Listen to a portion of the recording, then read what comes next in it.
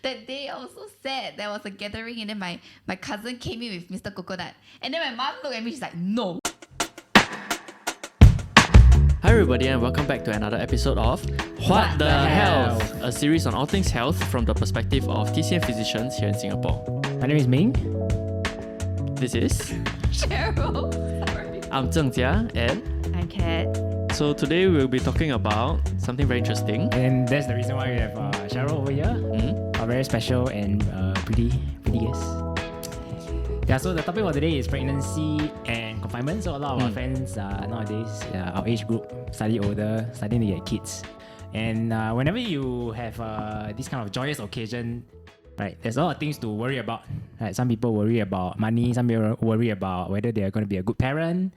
Then after that, your mother-in-law or your grandparents will start telling you, okay, there's so many things that you need to take note of, especially when you're pregnant or when you're doing a confinement. So from a TCM point of view, these are some of the common questions that we'll get asked. And so today we will try and answer some of these myths relating to pregnancy and confinement to see whether or not they really are true or they are not true. Yeah, so Sheryl, how was your pregnancy journey? Honestly, it was quite smooth sailing.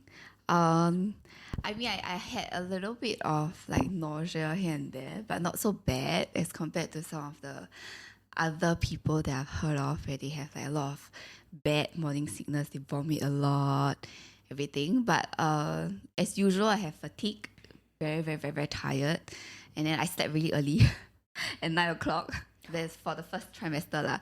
Then towards like second trimester, third trimester, it got a little bit better. I slept later, although it's very not recommended. But because I had more energy, so I slept later. But it's still not so bad. But my baby came out early. She was at 36 weeks and 3 days. That's actually pretty early lah. So it's very lucky that she came out with me out of the hospital together with me lah. Yeah. Any reason why that your baby came out early? Did the doctor say? No. Was it related to what you were doing? Like, were you very stressed from work? Were you very tired? Were you too relaxed? No? Actually, I was pretty tired from work. So actually, it was on a Thursday where I was very tired at work. Then on Friday, I just saw the doctor. And then he actually gave me a hospitalization leave. And then on Saturday, the baby came out already. So I actually didn't utilize my hospitalization leave at all. Yeah, but I think it was maybe because I was very tired. And then in TCM they say 气虚, right? So it might be one of the causes. I don't know, not too sure. Yeah. So like when you were pregnant, right? I know like you want to share the joy with all of your family and friends. So like do you like share it within the 3 months or after 3 months then you say out? Yeah. So for a special group of friends and family, of course, like close family, then I will tell them before 3 months. Of course, so like, they will help, like look after me, that kind of thing. And then like for friends also, when they are very close, I will tell them lah. But then for like outside people, I'll tell them after 3 months. And then I actually didn't even share on social media until my baby came out. Yeah, because I was a bit afraid also lah. So why is this myth that you're afraid of? Like, what is this 3 months thing? Because the first 3 months people say it's not very wen.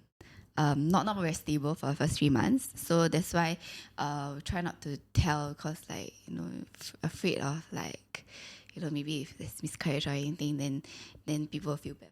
So yeah, but then like for like very close friends and very close family, then obviously we'll tell also lah, so that can share the joy and everything. Yeah. Then during pregnancy, do you have any like special diet that you took note of?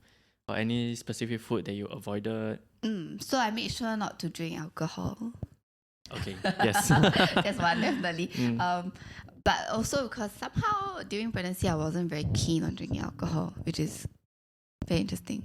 Yeah, so that's Previously, you were very keen on drinking alcohol. something like that, yeah. Yeah, but during pregnancy, like somehow I wasn't very keen on drinking alcohol. And then I also avoided seafood. Like, what's the term? Like, Nauseous? 恶心, 反胃. Yeah, 恶心. Like, when you smell something and then you don't like.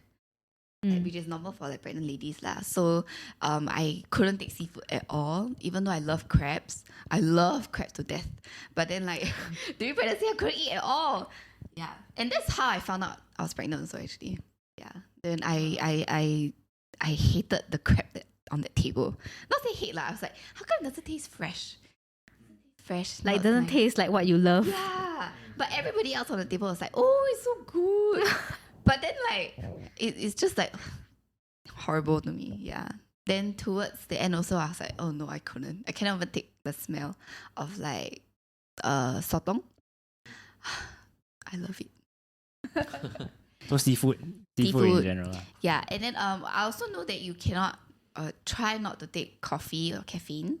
But when I was pregnant, actually, second trimester onwards, I started taking tea because I was very, very tired. And then the baby is very heavy also. So I needed like a bit more like Energy? a boost. Yeah, so that I feel a bit better also. So like actually why we ask people not to take alcohol during their pregnancy, also because like the baby's development or like brain development will be like slower lah, or like can be harmed when like we take alcohol also. Yes, correct. So like some doctors will advise the patients not to take like sashimis.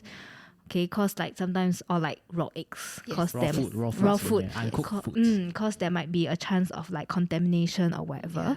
But actually, you can take, Can take, yes. but you must make sure that the sashimi that you eat is like very, very fresh, that very kind. clean. Yes, Yeah, correct. Very, very clean. Because like nowadays, like they say the donkey, the sashimi, they got like all the worms and worms. everything. So yeah, those Parasites, yeah. that So kind of like thing. if you want to be safe, then like you just choose what you put inside your mouth lah. Yeah. You know. Yes. Okay, so like, do you experience any like headaches, backaches during your pregnancy? Like, how do you deal with them? Fortunately I didn't have headache, but I did have a lot of backaches. Yeah, backaches is like one of the everybody will definitely feel it. But I did a lot of stretches. So I think stretching helps a lot. And then actually on YouTube you can find a lot of like exercises that you can do to help with like backaches, and then stretching also. And then towards the end of pregnancy, focus a lot of exercises on like squatting.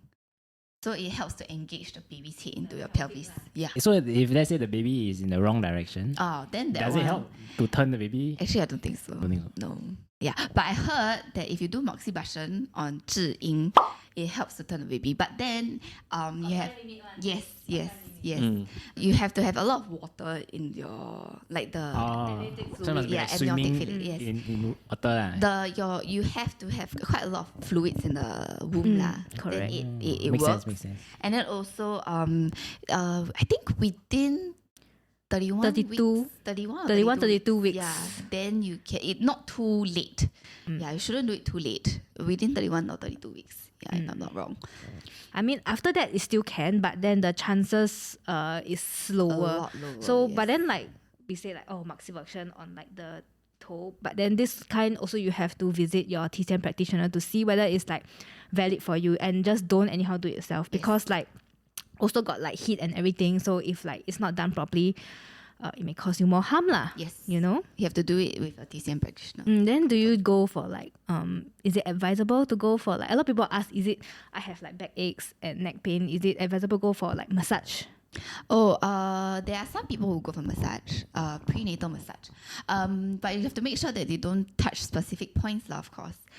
Which if you go to those certified ones, they will know which one not to touch. So the few points that you cannot touch is obviously 合谷 on the hand, 三阴交 on the above the ankle, 肩颈, yeah, on the neck area. Anywhere on your lower back also try not to. Lower back, Yeah, abdomen. and the abdomen also try not to do also.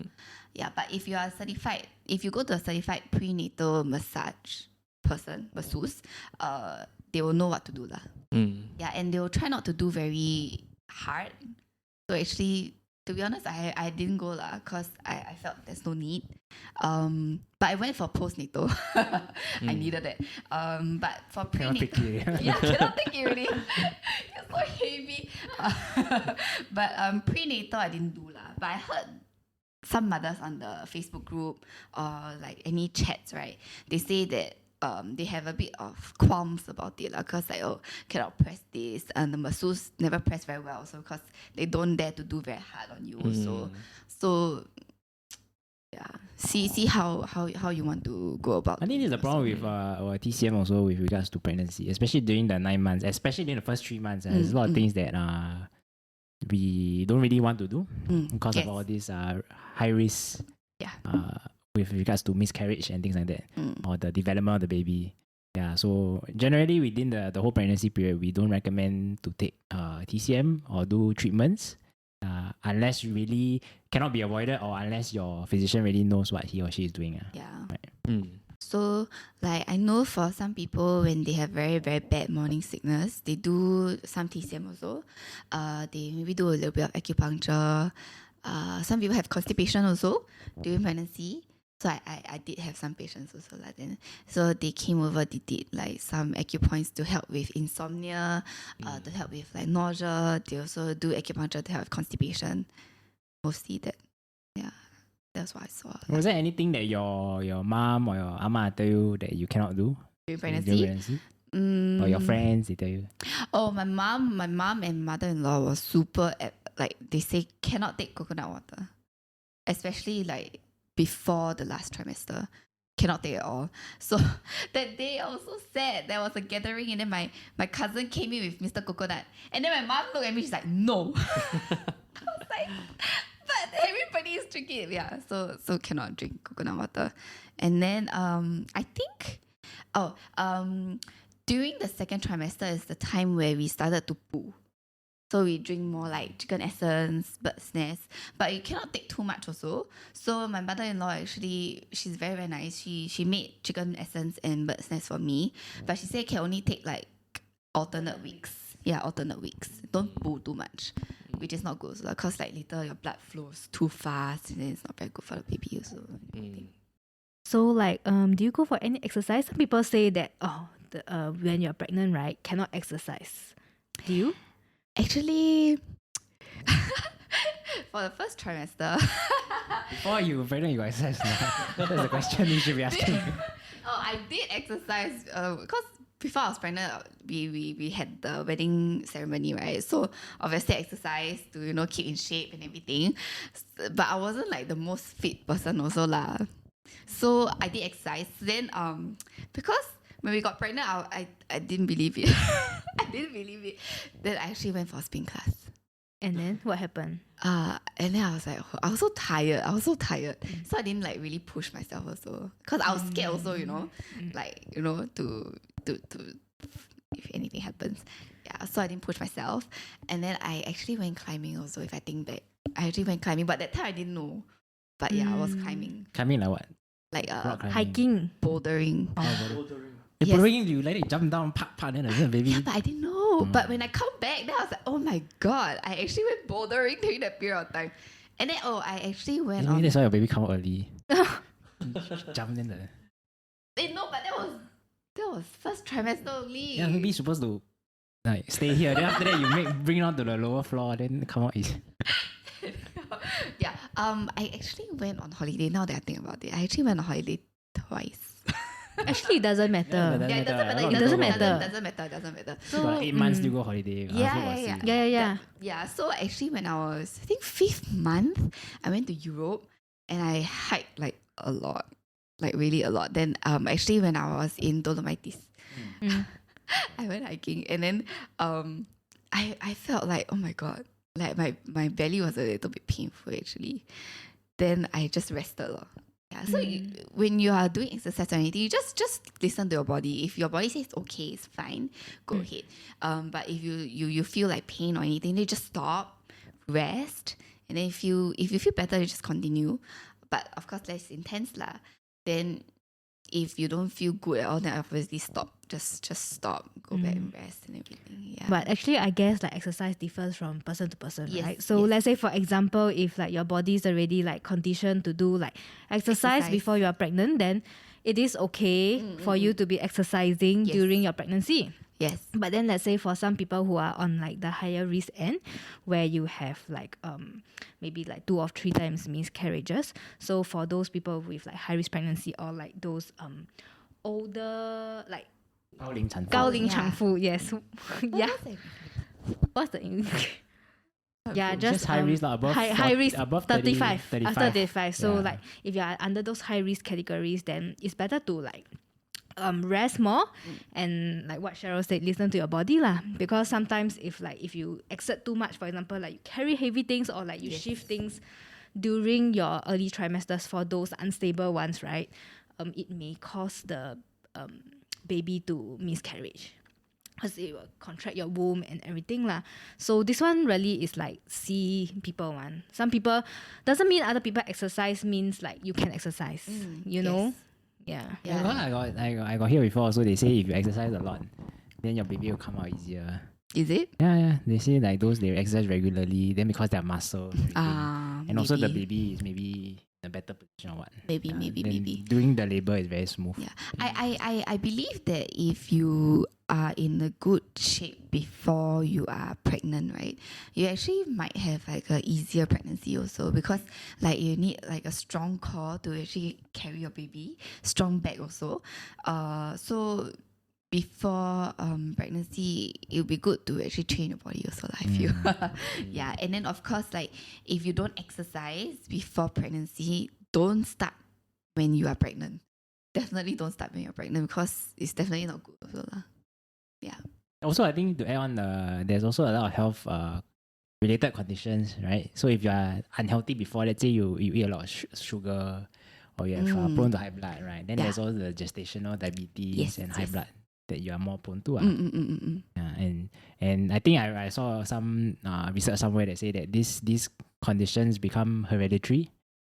So because it is genetically wired into the mom. So if let's say, for example, you are a mom and you don't have diabetes, right? And then during your first pregnancy, for example, you get gestational diabetes.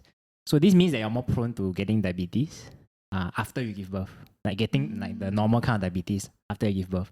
So let's say after you give birth, then you don't watch your diet, then you get the normal diabetes, right? Then you get a second pregnancy.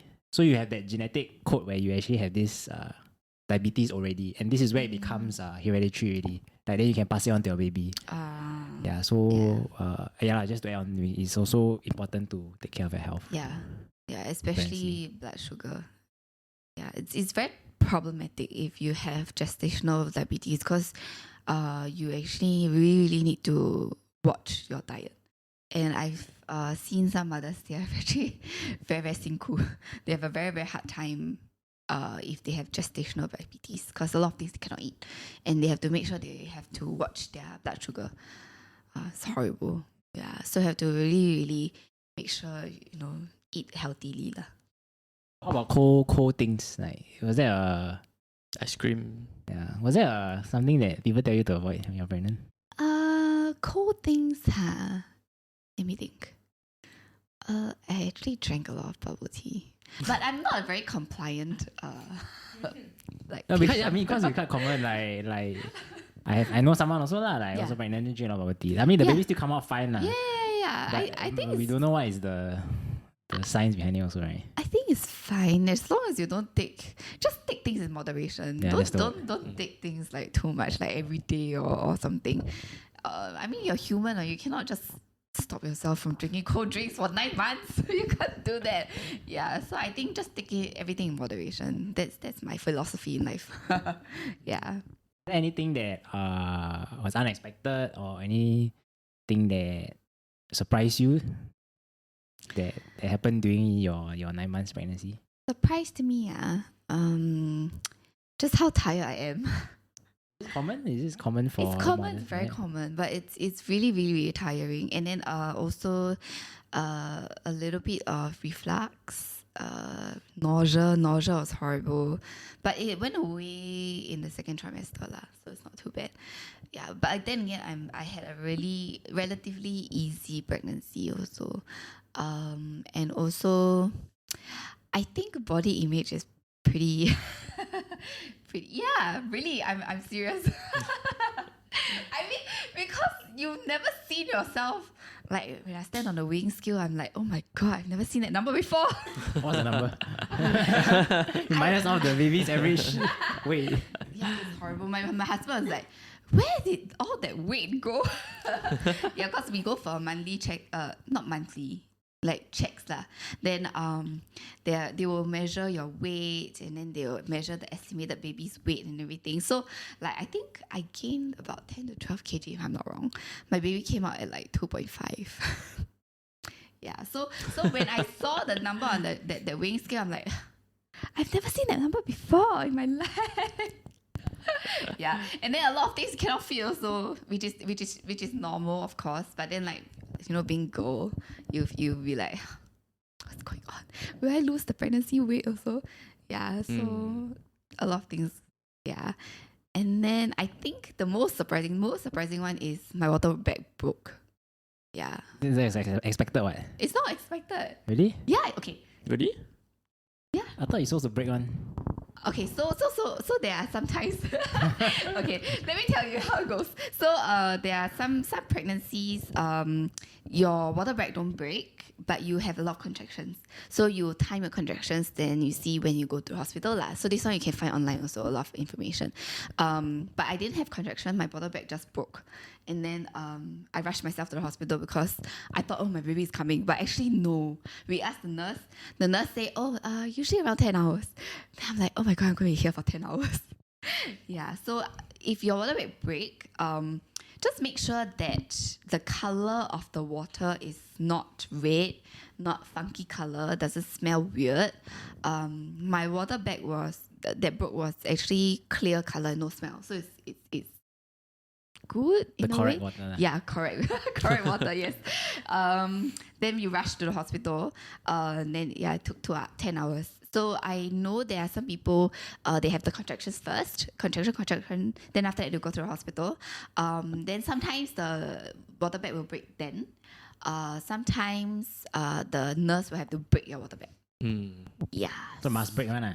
Sometimes. It's just whether it breaks on itself or Yes. they do it for you. Yeah. Sometimes, not all the time. So it depends on person to person also.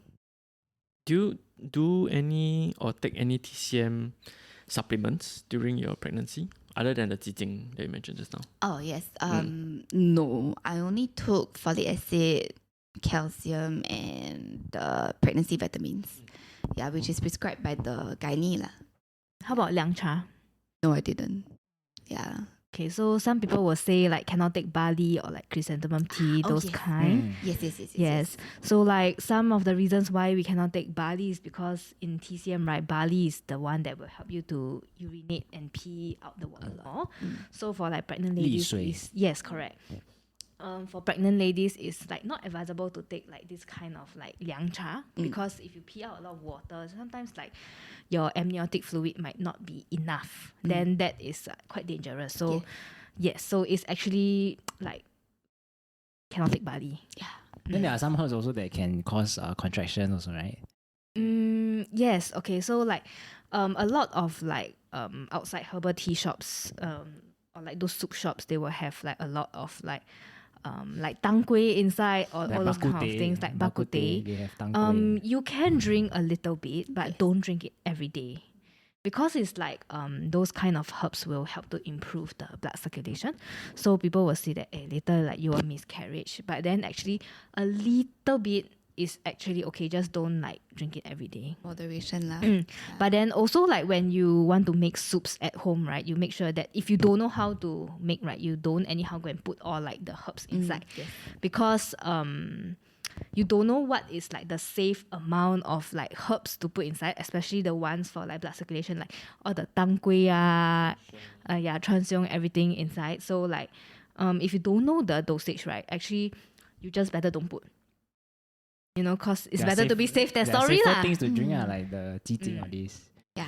They already Jijing. bottled for you. Yeah. You don't have to just drink that lah. Yeah. If in doubt, always consult your TCM physician lah. Oh yeah, I want to say like for example, jijing, right? It's better that you make yourself lah. You know, cause like inside got a lot of preservative. Then like if you make yourself, it's fresh. It's good for your baby. You know. I will advocate for that. Fresh. You won't make yourself lah. You ask your mother or your mother. Of course lah. Nowadays we're so busy, you won't make yourself. Of course, it's your parents who make for you. Ma. Maybe people make it like during weekend. Weekends lah. Weekends is easier lah. You just like double boil the chicken and everything. Yeah. Okay, so I guess we can conclude that everything you must do in moderation. And if your body says no, right, just don't force yourself to do it lah. You know. Yeah, because having a baby is not a very easy process also. So you have to like cherish it and everything. Yes. Okay.